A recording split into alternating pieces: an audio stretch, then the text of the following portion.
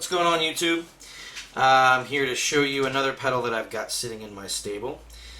This pedal here is the HBE Hematoma, the bass drive slash preamp, so they call it. Though I wouldn't necessarily go so far to call it a preamp. It's more of a booster slash a bass overdrive pedal. This one here has actually been modified. I'm going to let you guys know ahead of time. It has been modified. This pedal here has done the dual stacking chip mod.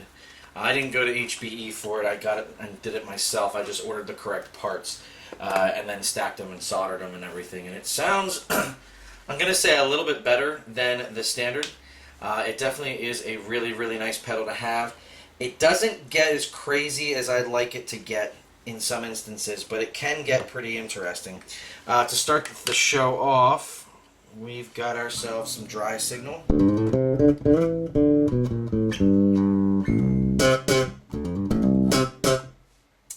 Now, this pedal does two different things, and there's actually two different buttons here.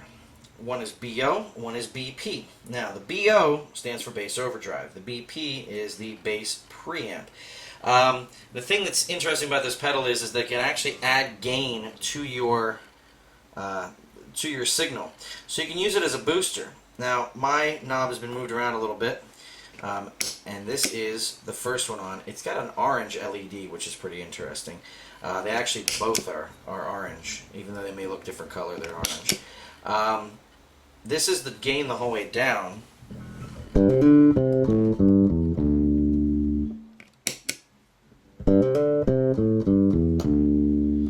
It does add a little something, but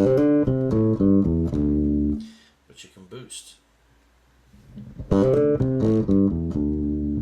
So it will in fact overdrive a signal, and it actually does it pretty well. But you're using the booster side of the pedal rather than the overdrive side of the pedal. The overdrive is actually pretty cool. What we're going to do here is I'm going to turn the gain all the way down. I'm going to turn the level all the way down. And for the sake of argument, tone is going to be up with the EQ shift selected towards the left. Okay? And right now I'm going to hit an open G.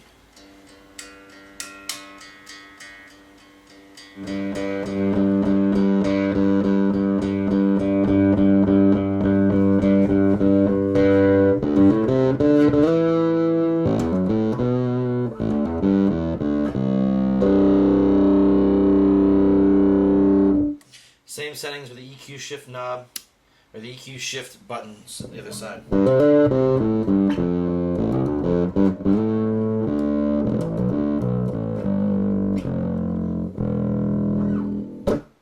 Now, I think it sounds cleaner with it to the left.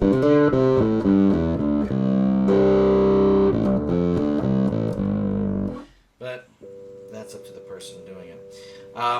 Turn your level down and you can crank your gain. But even then,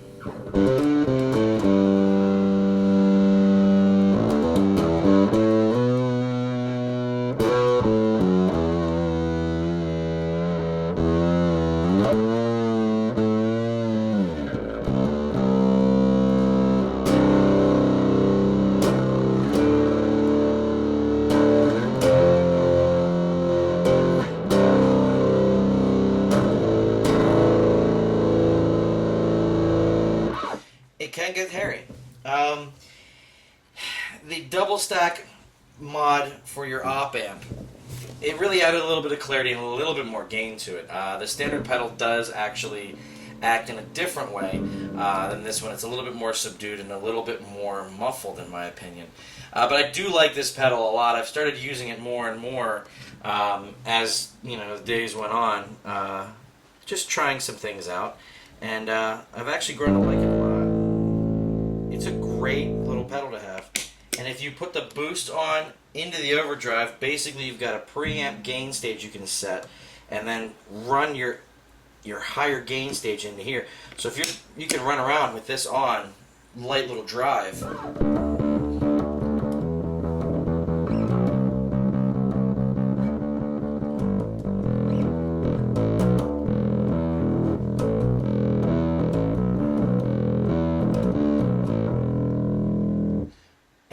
can kick in the gain stage.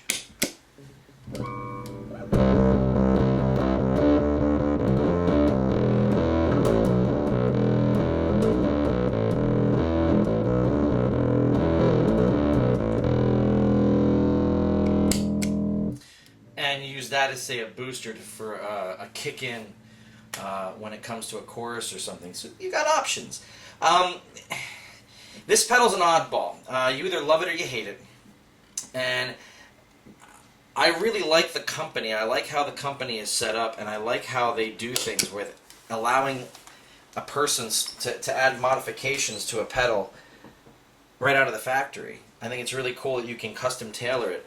That being said, I think that the custom tailoring of the chips to their standards, I think it's a sham, to be honest. I would rather do the work myself. Most op amps have a part number on the top. To double stack them, you just buy another one. Put the two on top and solder them together and make it fit inside the board. It's really, really easy. Now you'll notice that this one here is a purple HBE Hematoma pedal, and that is because this is one of the first generation that they released. The new one, all the writing and that little pre-gain knob are blue. This one actually is serial number 25, which is pretty interesting. The sticker on the back is kind of tearing off, and it had a signature on it at one time, but you can still see it. For value, I'm going to give it a 1 out of 5 for value, because here's the thing. What this pedal does, it does well, but you have to like what it does. And for the money that you spend on it, personally, if I didn't buy this used, I would not go out and buy one, because I expected something different from this pedal, and it just seems to not want to get there. It will add warmth, and it will add a little bit of grit to your tone, and it can get pretty hairy too. I mean, it's on the verge of distortion.